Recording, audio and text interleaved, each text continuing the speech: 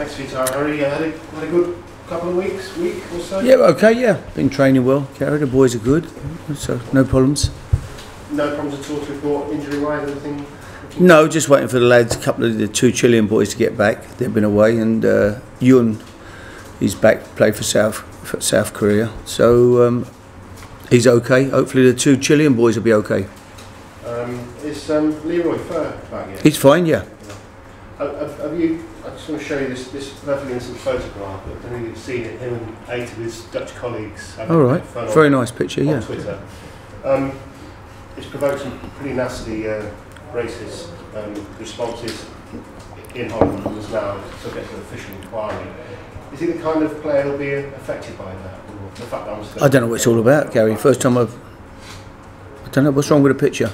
Oh, they've got their clothes on, are they? And they're not nude or anything?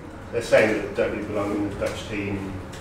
Oh, I don't know anything about it, Gary. I don't know. No, I don't know anything about it. Don't know. The first I've heard of it is what you just said to me. So he seems fine to you?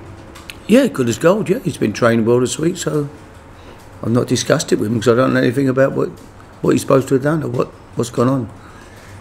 Adele, is he still on prep? No, he's not fit. No. Still not fit, no. Is that disappointing? Or? Well, he's still not fit. He's got a groin strain, so he's hopefully he may come out this morning and do a little bit with a fitness coach, you know. So still a way off being considered, really. Yeah, oh yeah. I've been asked by a fan to ask him. I know it's a long-term prognosis, but Alejandro Forlan, what's his favourite? Well, he just, you know, it's a long job for Ali. You know, hopefully he'll be back. I'm sure he will. You know, he's a very determined boy, and I'm sure he'll get himself fit again and he'll be back. You know, when I would not put a date on it. I don't know when, but he will be back, and he will come back. I'm sure he'll be back playing. Because obviously originally he was out for the season. Yeah, I'm not sure how long it's going to be, Gary. I really don't know. Can I ask you about the goal that never was, and obviously great knowledge by the referee to disallow it? Charlie Austin's goal against City, the double touch by Joe Hart. Well, first of all, club's been fined 20,000. What's your reaction? I thought that was harsh. I don't think it was. I don't think the players were overzealous in their appeals against the goal. I thought we took it very well. I mean, I thought that's a harsh fine. Considering no one really knew what was going on. No one knew. You know, I wondered why he disallowed it. I didn't see that he touched it twice from where I was sitting. I couldn't see that. You know, when you watch a replay on TV, you can see what he did, but I didn't know what he did. You know, why he disallowed it when it actually happened. So, no, I didn't think the players were that bad at all. I thought it was a harsh fine. So appeal? Or? I don't know whether appeal. No, I think we accepted it because, you know, what do you get if you appeal? You probably get another heavier fine, I think, normally. No, that's acceptable on it. How do you feel about the goal being disallowed? Well, if that's the law, there's nothing you can do, is there? It's quite harsh, really, isn't it? He's made a ricket, kicked it. You know, he's touched him. He touched him on one foot slightly. But if that's the laws of the game, then that's the rules. You have to abide by the law, the rules. When you're playing so well against a team like City and you're near the bottom of the table, these things tend to go against you, don't they? Well, yeah, sometimes, but we play well. That was the main thing. We played very well the last 4 games, Gary. We had 4 good performances. Now, you know, the Liverpool game, where we should have certainly got some points out the game. You know, the Villa game, Chelsea away, and then Man City. So we've been playing well, which is good. I was going to say that, and you've had the benefit of having most of the lads here this fortnight. Are you feeling that they're really now beginning to bleed? Yeah, but I think the last 4 games we've been feeling that. You know, we played very well. I think it was a case of, I kept saying it, lots of new players, you know, or a few new players come in, players come from abroad, settling into the country. It's been a slow, bad pre-season. Didn't have the players here to do the pre-season together, and it took a bit of time. But I'm happy where we're playing at the moment, and I feel that we'll keep improving now, and we've got a big chance. I think we'll stay up this year, and I've been pleased how we're playing now. Again, about the luck you have when you're towards the bottom end of the table, Newcastle suddenly find that they're in form when you.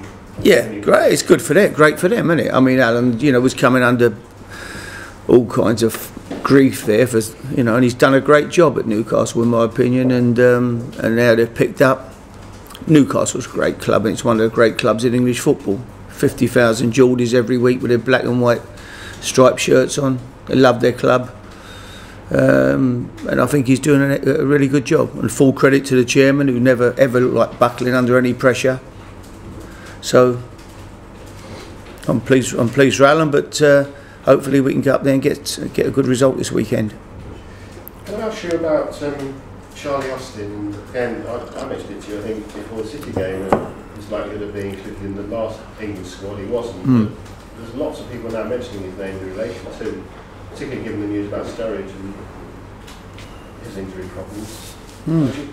Yeah, Charlie's done well. I mean, he's got to keep doing well, hasn't he? You know, it's like he's played a handful of games now in the Premier, and he's done excellent. You know, I couldn't be more pleased for him, as I've said many times. Great lad, and but he's got to keep doing that. And if he keeps doing that, and then Roy decides that he's good enough to put in the squad, fantastic. No one, you know, we'd all love to see him get in the England squad, but you know, he's got to keep performing. He knows that. He's got to keep scoring goals. Any news on January signing? Not really, no. I hadn't thought about it that much, Gary, at the moment. Just getting on with what we have here, and trying to get a few results to get us out that bottom three and take it from there, really. Has the chairman or Phil got any further with Jermaine? Do you know? No, I don't think so. Not really. Chairman's, you know, away at the moment on business, and Phil's busy, so no, we haven't really pushed on that one at the moment. The last one from me is okay. Damien Kamoli says that Gareth Bale's the most expensive player in the world because of his stats. Oh right, good. Nothing to do with you playing on the left wing. I don't know. I mean, someone said that Damien Kamoli's supposed to say he told me to play him on the left wing or so. I don't know. I never worked with Damien Kamoli. He wasn't at the club when I went there. He'd left. When I went in, he was gone. So I've never had any contact with him. No, I played Gareth Bale on the left wing, but I wasn't the first one to do it. I saw him play on the left wing for Martin Yarl at Fulham one day before we went to watch him play, because we were playing Fulham the week after. And he played outside left, and he was fantastic. So it wasn't like I can't sit and say I was a clever person. Martin played him on the left wing. I moved him from left back to left wing. No one told me to do it. I hear rumours that I was supposed to want to loan him out at one time, which was never true. Never ever did I ever think about loaning or letting Gareth Bale leave Tottenham. I followed his career. He was at Southampton as a kid when I was there. I always knew he was going to be one of the absolute top player. Never in any doubt. It was just where he played. And now he plays left wing, right wing, through the middle. Play anywhere. You just let him play. He's just an amazing talent. But no, I couldn't take the credit. Certainly Damien Kamoli couldn't take the credit. The only person who can take the credit really is the boy himself, because he's made himself into what he is. He's the person who deserves all the credit. Thank you, Harry. Pleasure. International break, Harry. As you said, the form was good going into it, but has it still been a useful couple of weeks? It's been, you know, it's you sort of, when you have a few away, you know, and it's always difficult. But now the lads are in good spirit. Most nearly all fit now, which is good for us. So looking forward to getting back into action again at Newcastle this week. And with Charlie Austin, having someone like Les Ferdinand at the club who did what Charlie did, really came through non-league, working as a normal everyday person, and sort of working his way through to play for England. Is that actually someone who he can almost model himself? If he ends up as good as Les, he'll be all right, won't he? We'll all be pleased if Charlie goes on to be as good a player as Les Ferdinand was. We'll be delighted. We'll have one of the great centre forwards in English football on our hands. So yeah, and there's no one, as I say, no one would like to see Charlie be a big success, and he's done great for us anyway. He's been a great signing. His goals last year got us out of the Championship, really, you know, and Bobby's goal helped a bit as well. But certainly Charlie's goals over the season and Charlie's performances this year, and now he's scoring goals. I can see a bit more of a spring in his step. He's getting more confident. He realises now, yeah, I can score in the Premier. He's done it against Man City. He's done it at Chelsea. You know, and couldn't be more pleased for him. He's a fantastic boy. Away from him, Malcolm Mackay reappointed as a manager at Wigan. Pleased to see him back? Yeah, got a lot of time for him. I like Malky Mackay.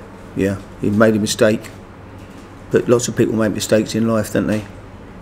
Everybody can sit and judge him there, you know. And if you, them people probably made more. The people after people who judge him probably made more mistakes than anybody. So, you know, it's easy to kick someone when they're down, and he's made a mistake, and but he's got another chance now. And I think he's working for a good man in Dave Whelan, and hopefully Malky will do well.